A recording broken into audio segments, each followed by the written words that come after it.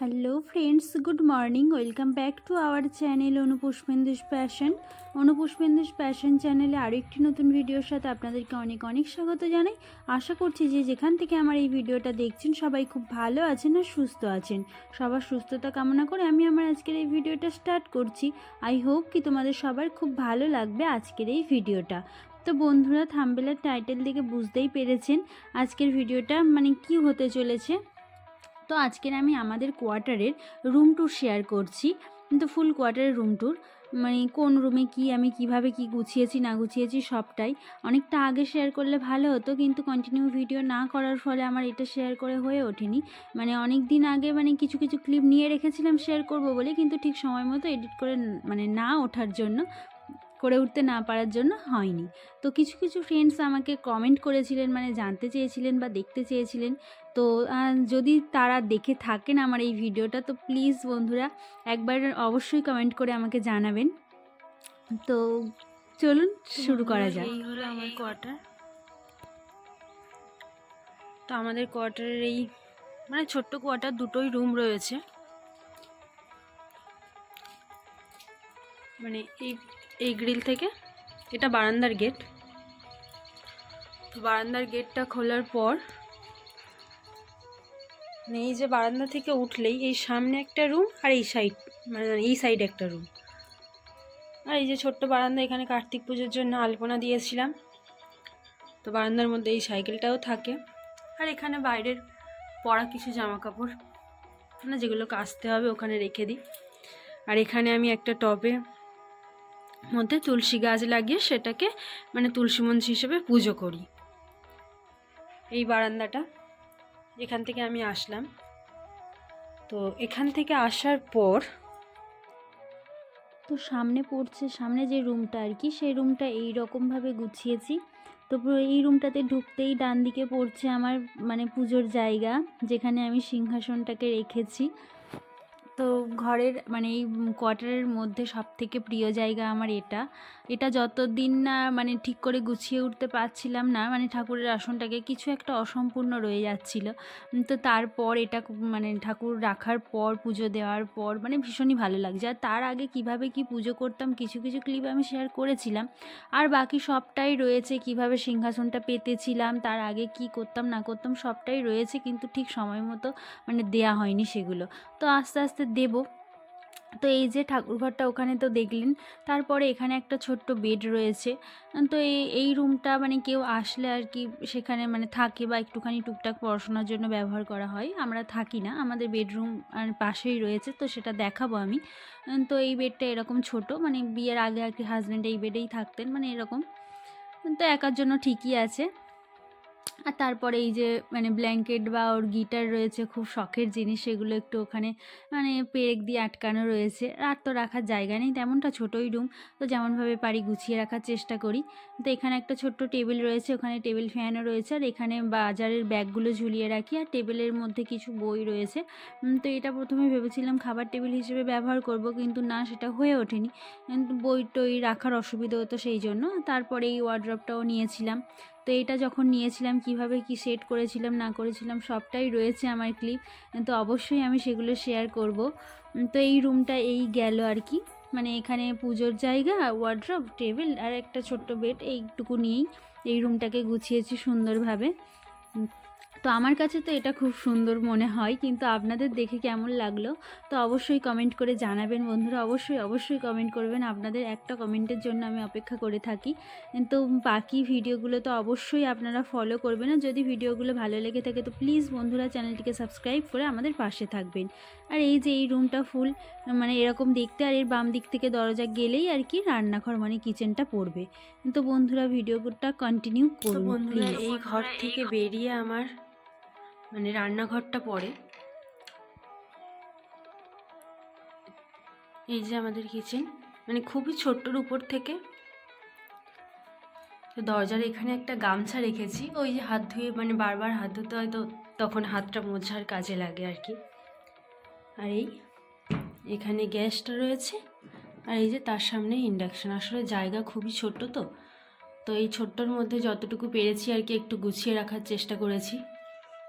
তো আর এখানে এই যে দুটো র্যাক রয়েছে, একটা মশলার জন্য, এটা বাসন রাখার র্যাক ছিল, এটা বিয়ের আগে হাজব্যান্ডের কেনা ছিল, আর এটা আমি বাড়ি থেকে নিয়ে এসেছি। তো এই র্যাকটাতে বাসন থাকতো আগে, তো মানে ওইটুকু ছোট্ট, তো ওইটুকুর মধ্যে আর কি সব র্যাক মানে থালাগুলো হয়ে যেত, কিন্তু ওই যে মানে হাঁড়ি গামলি এইগুলোতে একটু অসুবিধা হতো, তো সেই জন্য এটা মানে নেওয়া হয়েছে। আর এখানে এই যে ব্রেসিং লাগানো হয়েছে, তো অনেক দিন আগের করার রং। আমি এসছি এখানে প্রায় 1 বছর হতে চললো। তো হাজব্যান্ড এর আগে কি অবস্থা করে রেখেছিল আমি তার একটা ছোট্ট ক্লিপ দিয়ে দেব, মানে ছোট্ট ছবি একটা আমার তোলা আছে, তখন তো এইসব ভিডিও করতাম না, তো সেটার ছবি রয়েছে, তো সেটা আমি দিয়ে দেব, দেখে নেবেন। আর তারপর আমি যতটুকু পেরেছি এরকমভাবে একটু গুছিয়ে রাখার চেষ্টা করেছি। তাও অনেকটা দিন হয়ে গেল আমার, মানে 1 বছর ধরে আর কি এই টেবিলের ওপর একটা মানে ব্যানার পেতে নিয়েছিলাম, তো এই ব্যানারটা 1 বছর হলে ব্যবহার করছি। তো আর ওই দিকটাতে লোহার ছুরি ব্যবহার করে করে মানে দাগ হয়ে গেছে। আর ওখানে বাসন মাজার সাবান, হ্যান্ড ওয়াশ আর ব্রেশিং, মানে এখানে রান্না করেই সাথে সাথে এখানে বাসন মেজে এই তুলে রাখার মতো এইরকমভাবে একটা ছোট্ট র্যাক রাখার চেষ্টা করেছি। তো কেমন লাগলো সব মিলিয়ে আমার মানে কিচেন ট্যুরটা, ভেবেছিলাম ছোট্ট করে একটা কিচেন ট্যুর দেব, কিন্তু সেটা আর হয়ে উঠলো না। তো যতটুকু পারছি এইভাবে শেয়ার করার চেষ্টা করছি। তো অবশ্যই কেমন লাগলো কমেন্ট করে জানাবেন। তো তারপর আমি আমাদের বেডরুমটা দেখাবো। আর এই যে এই দিকটাতে বাথরুম রয়েছে, এই দিকটাতে এই দরজাতে বাথরুম, তো বাথরুমে কি আর দেখাবো, অত কিছু দেখানোর নেই। তো এখানে মানে একটা দড়ি রয়েছে, এখানে বাইরের পরা জামা কাপড় এনে রাখে। আর এই একটা ছোট্ট ব্যাগ, এখানে সব চালের বস্তা ব্যাগ ট্যাগ এখানে রয়েছে থাকে আর কি।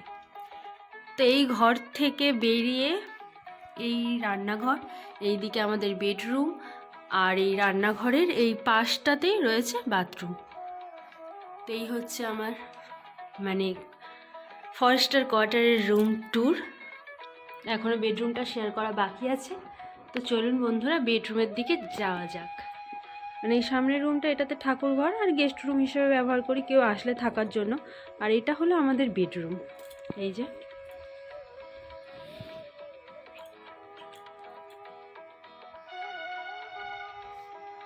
এটা হলো বেডরুম। আর এই তো এই দিকটাতে রান্নাঘর, আর ওই যে ওইটা বাথরুম, মানে দেখালাম তো আগে একটু আগে। তো এই হলো আমার ছোট্ট রুম।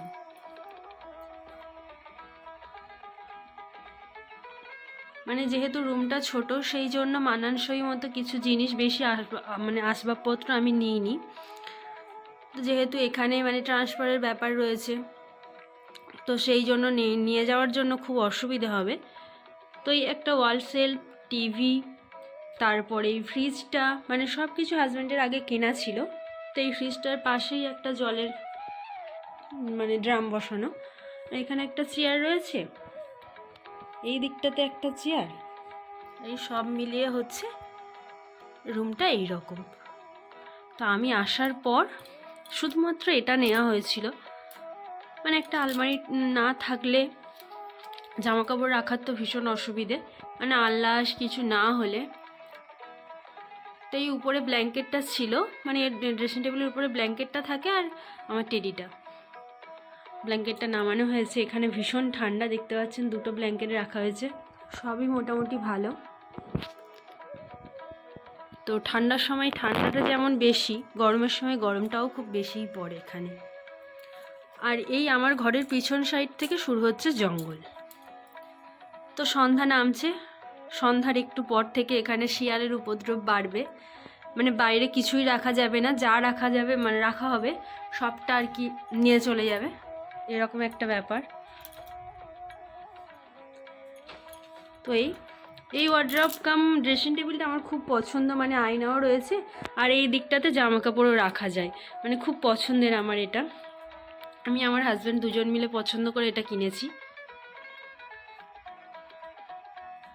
এই যে, আর এই ঘর থেকেও আসা যায়, এই ঘর থেকে ওই দরজাটা রয়েছে, মানে যে ঠাকুর ঘর বললাম না, ওখান থেকে বেরিয়েও এই যে সোজা রান্নাঘরে চলে যাওয়া যাবে, এই দিকটাতে চলে যাওয়া যাবে, আর এখানে থাকলেও চলে যাওয়া যাবে, সব দিক থেকে যাওয়া যায়। আর এখানে টিভি আর এই দিকটাতে এরকমভাবে গুছিয়েছি, মানে যেমন জায়গা সব আমার আসবাবপত্র মানানসই মতো হয়ে গেছে। ছোট ঘরটাতেও যেমনভাবে গুছিয়ে রেখেছি, আর সব জিনিস মানে যেখানে যা কিছু সবটা গুছিয়ে রাখার চেষ্টা করলেও এই ফ্রিজের উপরটা আমি কিছুতেই গুছাতে পারি না। মানে যতবার গুছিয়ে রাখি ততবারই হাজব্যান্ড এলোমেলো করে দেয় সব কিছু আর কি। আর ড্রেসিং টেবিলের সামনেটাও করে। তো এই সব মিলিয়ে আমার সংসার, আমার কোয়ার্টার, আমার ছোট্ট ঘর, তো সবটা কেমনভাবে আমি সাজিয়েছি গুছিয়েছি মানে একটুখানি ভিডিও করে রাখার চেষ্টা করলাম, যাতে আমি পরবর্তীকালে দেখতে পারি যে না এই সময় আমরা এরকম ছিলাম, বিয়ের পর প্রথম কোয়ার্টারে এসে এই রকম মানে সব কিছু ছিল, এইভাবে সব কিছু গুছিয়েছিলাম একটা একটা করে নিজের হাতে, নিজের পছন্দ মতো মানানসই ভাবে কিনেছিলাম। তো এবার জানি না কোথায় যাব, গিয়ে সেখানে কেমন রুম পাবো। তো আমার আবার ফের সব আসবাবপত্র সেট করে ঘরটাকে গুছিয়ে একটু মানে গুছিয়ে উঠতে একটু সময় লাগবে। আর এই যে বন্ধুরা, এখানে বৃষ্টিও কিন্তু প্রচুর পরিমাণে হয়। এবছর বর্ষায় এত পরিমাণ বাজ পড়েছিল, তো তার জন্য আমার মানে ড্রেসিং টেবিলের কাঁচটা ফেটে গেছে। ঘরের সব দরজা জানলা সব কিছুই বন্ধ ছিল, কিন্তু তার সত্ত্বেও এই মানে ক্ষতিটা হয়ে গেছে। খুব ইচ্ছে ছিল হাজব্যান্ড ক্যামেরা করে দেবে আর আমি রুম ট্যুরটা শেয়ার করব, কিন্তু সেই ইচ্ছেটা আর পূরণ হলো না, আমার একা একাই করতে হলো। তো এইরকম একটা ক্লিপ ছোট্ট নিয়েছিলাম, কিন্তু ভয়েসটা একটুখানি প্রবলেম হওয়ার জন্য মিউট করতে বাধ্য হলাম। তো বন্ধুরা, আজকের ভিডিওটা এখানেই এন্ড করছি। তো কারা কারা আমার মতো কোয়ার্টারে থাকেন তারা তো অবশ্যই বুঝবেন কেমনভাবে থাকতে হয়, কী করতে হয়। তো অবশ্যই আমাকে কমেন্ট করে জানাবেন। আজকের ভিডিওটা ভালো লেগে থাকলে চ্যানেলটিকে সাবস্ক্রাইব